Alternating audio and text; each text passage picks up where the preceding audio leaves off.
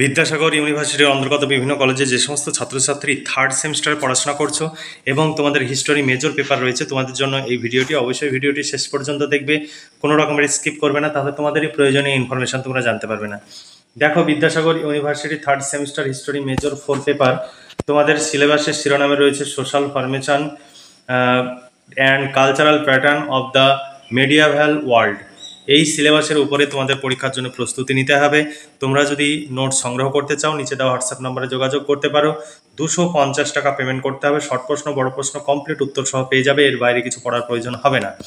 তোমরা যদি যোগাযোগ করতে চাও তাহলে নিচে দেওয়া হোয়াটসঅ্যাপ নাম্বারটি PhonePe, Google pay, Paytm number, এই নাম্বারেই তোমাদের মেসেজ করতে হবে এবং পেমেন্ট করে পেমেন্টের রিসিপ্ট কপি এই হোয়াটসঅ্যাপ নাম্বারেই পাঠাতে হবে। তাই নোট সংগ্রহ করতে আগ্রহী হলে তোমাদের 250 টাকা পেমেন্ট করে তোমরা নোট সংগ্রহ করতে পারো। আমাদের এখানে ফিক্সড প্রাইস, আমাদের কাছে নোট সংগ্রহ করলে তোমাদের অর্থ সময় সাশ্রয় হবে। এবার দেখো, তোমাদের সিলেবাসের বাংলা যে শিরোনাম, মধ্যযুগীয় বিশ্বের সামাজিক গঠন ও সাংস্কৃতিক নিদর্শন, 5 ও 10 মার্কের প্রশ্নের সাজেশন 2025 তোমাদের সামনে এবার উপস্থাপন করব।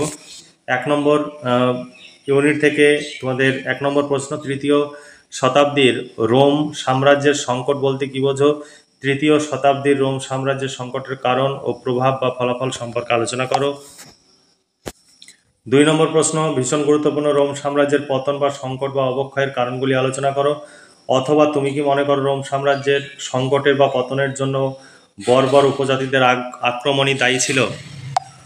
তারপরে 3 নম্বর প্রশ্ন, রোম সাম্রাজ্যের উত্থান ও পতনের কাহিনী সংক্ষেপে আলোচনা করো। রোম সাম্রাজ্যের পশ্চিমা উত্তরসারি হিসাবে বাইজেন্টাইন সাম্রাজ্যের পুনর্গঠনে ডায়োক্লেসিয়ান এর অবদান আলোচনা করো। তারপরে প্রশ্ন, রোমান সম্রাট কনস্টান্টাইনের অবদান আলোচনা করো। তারপর প্রশ্ন, রোম সমাজে নারীদের অবস্থা কেমন ছিল? প্রাচীন রোমের সমাজে দাসদের অবস্থা সবিচার বর্ণনা করো। আদি মধ্যযুগীয় বিশ্বে ইন্দো রোমান বাণিজ্য সম্পর্কে আলোচনা করো। এরপরে সপ্তদশ থেকে চতুর্দশ শতাব্দীর ইউরোপের অর্থনীতি ও সমাজ থেকে তোমাদের প্রশ্ন। 1 নম্বর প্রশ্ন, মধ্যযুগের ইউরোপের অর্থনীতির পরিচয় দাও। এখানে অনেকগুলো অথবা দেওয়া রয়েছে, দেখে নিতে পারো। তারপরে প্রশ্ন, মধ্যযুগীয় ইউরোপের ব্যবসা বাণিজ্যের পরিচয় দাও। মধ্যযুগীয় ইউরোপের প্রযুক্তির উন্নয়ন সম্পর্কে আলোচনা করো। তারপরে প্রশ্ন, সামন্ততান্ত্রিক সমাজের উৎপত্তির পটভূমি আলোচনা করো। পশ্চিমা ইউরোপের সামন্ততন্ত্রের বৈশিষ্ট্য সম্পর্কে আলোচনা করো। পশ্চিম ইউরোপের সামন্ততন্ত্রের পতনের কারণগুলি আলোচনা করো। আমেরিকান অর্থনীতিবিদ পুল সুইজি কিভাবে ইউরোপের সামন্ততন্ত্রের পতন ব্যাখ্যা করেন? মধ্যযুগীয় ইউরোপের সামন্ততন্ত্রের সংকট সম্পর্কে আলোচনা করো। এরপরের 3 নম্বর ইউনিট থেকে তোমাদের প্রশ্ন, মধ্যযুগীয় ইউরোপে চার্চের উত্থান সম্পর্কে আলোচনা করো। অথবা সংগঠন হিসাবে রোমের চার্চের উত্থান আলোচনা করো। মধ্যযুগীয় এটা রোমের হবে, রোমের চার্চের সম্প্রসারণে গ্রেগরি দ্য গ্রেট বা প্রথম গ্রেগরি অবদান আলোচনা করো। তারপরের প্রশ্ন, ইনভেস্টিচার সংগ্রাম সম্পর্কে আলোচনা করো। অথবা মধ্যযুগীয় রাষ্ট্র চার্চের মধ্যে দ্বন্দ্বের কারণ ও ফলাফল সম্পর্কে আলোচনা করো। মধ্যযুগীয় সমাজ ও সংস্কৃতির বিকাশে মঠ জীবনবাদের অবদান আলোচনা করো। অথবা মধ্যযুগে ইউরোপে মঠ জীবনবাদ সম্পর্কে সংক্ষেপে আলোচনা করো। মধ্যযুগে ইউরোপে সেন্ট বেনিডিক্টরের বিধানগুলি লেখো। তারপরের অধ্যায় থেকে তোমাদের প্রশ্ন, 1 নম্বর প্রশ্ন, মধ্যযুগীয় শিল্প স্থাপত্যের রেনেসাঁসের বৈশিষ্ট্যগুলি লেখো। ক্যারোলিঙ্গিয়ান রেনেসাঁস বলতে কি বোঝো? এর বৈশিষ্ট্যগুলি লেখো। রেনেসাঁস বলতে কি বোঝো? রেনেসাঁস বলতে কি বোঝো? এর বৈশিষ্ট্যগুলি লেখো। তারপরে রেনেসাঁস শব্দটি মধ্যযুগীয় সংস্কারের বেড়াজালে আবদ্ধ মানুষ মুক্ত ও দুঃসাহসিক চিন্তার পুনর্জন্মকে বোঝায়, ব্যাখ্যা করো। কিভাবে তুমি রেনেসাঁ মানবতাবাদের উত্থান ব্যাখ্যা করবে? তারপরের প্রশ্ন, মধ্যযুগীয় রেনেসাঁর আলোকে শিল্প স্থাপত্য কলার পরিচয় দাও। 7 নম্বর প্রশ্ন, ইতালিতে কেন প্রথম নবজাগরণ দেখা দিয়েছিল? তারপরে 4 নম্বর ইউনিট থেকে তোমাদের প্রশ্ন, প্রাক ইসলামীয় যুগকে তুমি কি আইয়ামে জাহেলিয়া বলে ব্যাখ্যা করবে বা অভিহিত করবে?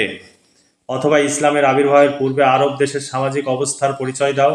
প্রাক ইসলামী আরবের রাজনৈতিক অর্থনৈতিক অবস্থার পরিচয় দাও। 6ষ্ঠ শতকের শেষ ভাগে আরবদের অর্থনৈতিক, সামাজিক ও রাজনৈতিক অবস্থায় ইসলামের আবির্ভাব কতটা সহায়তা করেছিল? তারপরের প্রশ্ন, ইসলামের ভৌগোলিক বিস্তৃতির ক্ষেত্রে খলিফা হজরত ওমরের কৃতিত্ব আলোচনা করো, অথবা আরবের রাজনীতিতে হজরত ওমরের অবদান আলোচনা করো। তারপর প্রশ্ন, সিফফিনের যুদ্ধের তাৎপর্য কী ছিল? তারপর প্রশ্ন, জাতির সংগঠক হিসাবে মহানবী মোহাম্মদের ভূমিকা ব্যাখ্যা করো। আরব জাতির গঠনে মহানবী মোহাম্মদের অবদান আলোচনা করো। তারপরে নবী মোহাম্মদের নারীদের মর্যাদা প্রতিষ্ঠায় কী ব্যবস্থা গ্রহণ করেছিলেন? তারপরে খোলাফায়ে রাশেদিন এর প্রতিষ্ঠায় হজরত আবু বকরের ভূমিকা আলোচনা করো বা কী ছিল? খোলাফায়ে রাশেদিন এর পতনের কারণ কী ছিল? উমাইয়া শাসনের বৈশিষ্ট্যগুলি আলোচনা করো। উমাইয়া বংশের প্রতিষ্ঠাতা ও শাসক হিসাবে মাবিয়ার কৃতিত্ব বিচার করো। তারপরে অধ্যায় থেকে প্রশ্ন, স্বধর্ম আন্দোলন কি? এই আন্দোলনে আবু বকরের ভূমিকা আলোচনা করো। ইসলামের সুফি সংস্কৃতির বৈশিষ্ট্যগুলি লেখো, অথবা সুফিবাদ কি? ইসলামে কিভাবে সুফি মতবাদের উদ্ভব ঘটে? শরীয়ত বলতে কি বোঝো? তারপরে নগর ও বাণিজ্য থেকে তোমাদের প্রশ্ন, মধ্যযুগীয় ইউরোপে নগরের পত্তন বা নগরায়নের কারণগুলি লেখো। মধ্যযুগীয় ইউরোপের নগর সভ্যতার স্বরূপ সম্পর্কে আলোচনা করো। সভ্যতা ও সংস্কৃতির প্রসারে নগরগুলির অবদান আলোচনা করো।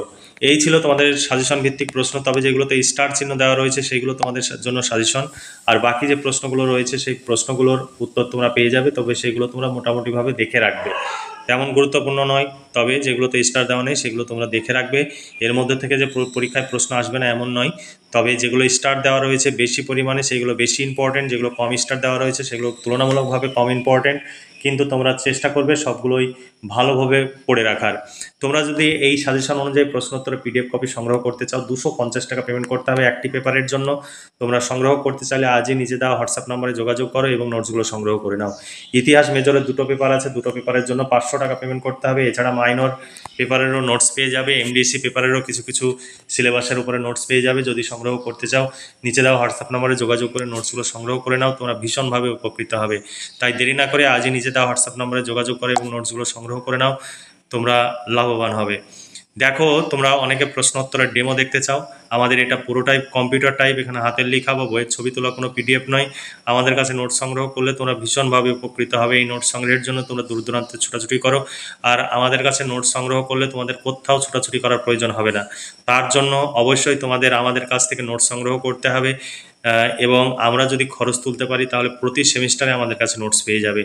আর আমাদের কাছে যদি নোটস না সংগ্রহ করো, আমরা খরচ তুলতে না পারলে কখনোই আমাদের পক্ষে নোটস তৈরি করা সম্ভব হবে না, কারণ টিচারদের বেতন রয়েছে, টাইপিস্টদের বেতন রয়েছে, সমস্ত বেতনের টাকা তোমাদের কাছ থেকেই তোলা হয়। তোমরা যদি আমাদের সহযোগিতা না করো, আমাদের কাছ থেকে নোটস না নাও, তাহলে আমাদের এই বিপুল খরচ বহন করা সম্ভব হবে না। তাই অবশ্যই আমাদের কাছ থেকে নোটস সংগ্রহ করো, তোমরা নিজেরা উপকৃত হও, এবং আমাদের এই কাজ চালিয়ে যাওয়ার জন্য যে প্রয়োজনীয় অর্থের যোগান সেটিও যেন আসে, সেইভাবে তোমরা সহযোগিতা করবে। আমাদের এখানে ফিক্সড প্রাইস, নোটস সংগ্রহ করতে চাইলে তবেই যোগাযোগ করবে, অন্য কোনো কারণে তোমরা যোগাযোগ করবে না। তাহলে আজকে এই পর্যন্তই, তোমরা পাশে থাকবে, সহযোগিতা করবে, তাহলে পরবর্তী সেমিস্টারে আমাদের কাছে নোটস পেয়ে যাবে। তাহলে ভালো থেকো, সুস্থ থেকো এবং খুব ভালোভাবে পড়াশোনা করে পরীক্ষার প্রস্তুতি নাও। এই শুভকামনা জানিয়ে আজকের ভিডিওটি এখানে সমাপ্তি ঘোষণা করছি।